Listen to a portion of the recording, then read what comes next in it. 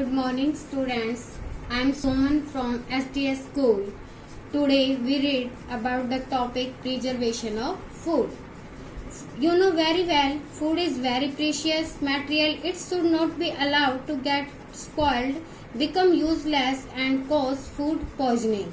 So we need preservation of food. The food material like milk, fruits, vegetables, meat, fish and cooked food etc. get spoiled easily.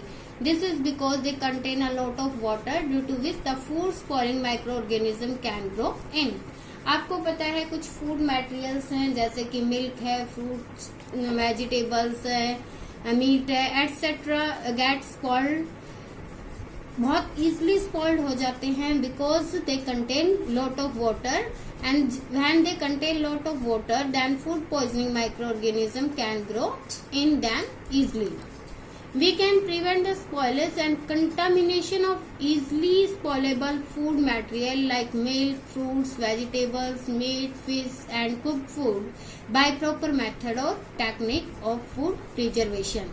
हम इनको कैसे बचा सकते हैं spoilage होने से, दूषित होने से और माइक्रो ऑर्गेनिज्म की रोकथाम को रोकने के लिए हम क्या यूज करते हैं इनके लिए different type of preservation method. What do you mean by the preservation of food? The process in which the food material are given a suitable physical or chemical treatment to prevent their spoilage is called food preservation.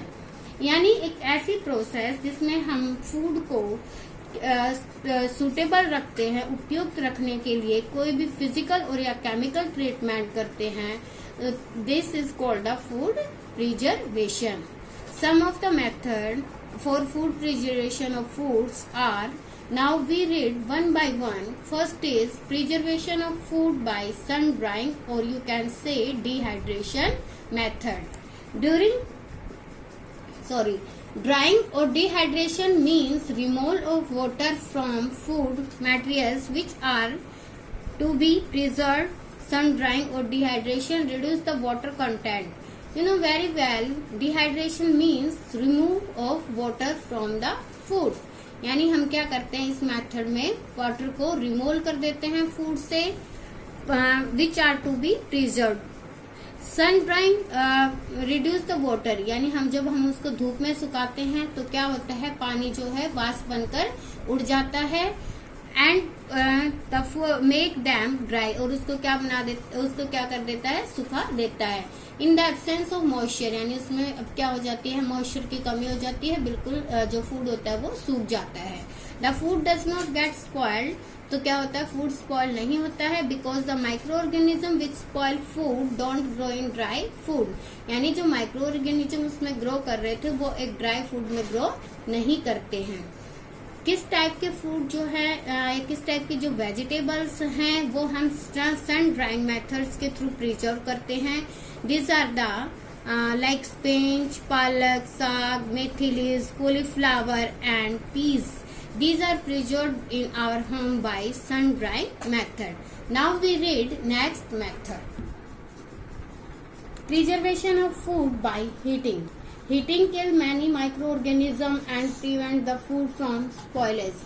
Second method is preservation of food by heating.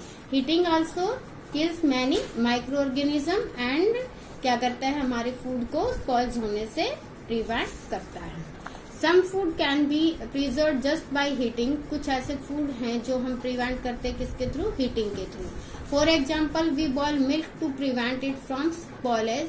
When we heat the milk during boiling, then the food spoiling bacteria present in it get killed. So the boiled milk remain good for longer time. It does not get stored quickly. आपको पता है जब हम milk को गर्म करते हैं और गर्म करने के बाद क्या उसमें व्हाट विल हैपन, जो फूड स्पॉइलिंग बैक्टीरिया हैं उसके अंदर किल हो जाते हैं, मर जाते हैं, जिसकी वजह से जो बॉइल्ड मिल्क है वो काफी लंबे समय तक ठीक रहता है और जल्दी खराब नहीं होता है. नेक्स्ट मेथड है preservation of food bye cooling of refrigeration. Means cooling or refrigeration method. In this method, low temperature inhibit the growth of microorganisms, so the food spoiling bacteria do not grow and multiply in cold conditions. यानी जो food spoiling bacteria हैं वो cold condition में multiply नहीं हो पाते हैं, means उनकी संख्या नहीं बढ़ पाती है। This when food is kept in cold place, इसलिए जब हम फूड को किसी ठंडे स्थान पर रखते हैं like in refrigerator, then the food does not get spoiled easily, इसलिए हमारा फूड जो है वो स्पॉइल नहीं कर पाता है। It remains fresh for a much longer time, और काफी लंबे टाइम तक फ्रेश रहता है। The food material like milk, kneaded flour, dough, cooked food like cooked vegetable and pulses and fresh fruit vegetables are kept in cool place like refrigerator to prevent their spoilage। तो किस type के food materials को हम preserve करते हैं? The food में जैसे कि गुंदा हुआ आटा है, या कुक्ड फूड है, या कुक्ड वेजिटेबल्स है, और you can say pulses etcetera, they are preserve by the method of refrigeration.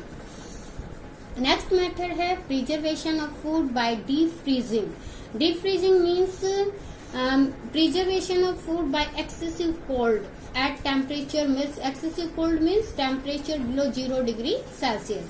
Deep freezing of food can be done by placing it in the freezer compartment, यानी कि जो deep freezing किस type का method है, कैसे किया जाता है, is done by the deep freezing compartment okay of our refrigerator, or you do in special deep freezer refrigerators. When the food is kept in deep freezer, the temperature is much below 0 degree Celsius. The food gets frozen, यानी कि food क्या हो जाता है वहां पर बिल्कुल frozen हो जाता है। At the very low temperature in deep freezer, the growth of food spoiling microorganism is prevented completely. Due to this, the frozen food remains unspoiled and fresh for long time. यानी इस method से जो भी हम food preserve करते हैं वो काफी लंबे समय तक खराब नहीं होता है, और उसको हम काफी लंबे समय तक फ्रेश भी रख सकते हैं। Thus food can be frozen in deep freezer and kept fresh even for months, यानी काफी महीनों तक हम उसको फ्रेश रख सकते हैं। This frozen food can be cooked and eaten whenever needed, यानी कि जब भी इस फ्रोजन फूड की हमें जरूरत पड़ती है तब हम इसको खाने के लिए यूज कर सकते हैं। Deep freezing method is use for the preservation of food like meat, fish and their products, fruits and vegetables. तो किसके लिए मोस्टली किस फूड के लिए अप्लाई किया जाता है deep freezing method? It is use for the preservation of food like meat, fish, fruits and vegetable etc. Understand? Now we read next method, preservation of food by common salt. Common salt prevents the growth of food spoiling microorganism. Common salt जो होता है वो भी क्या करता है, growth को prevent करता है। Due to which it is used to preserve a number of food material. Common salt has been used to preserve meat and fish for ages.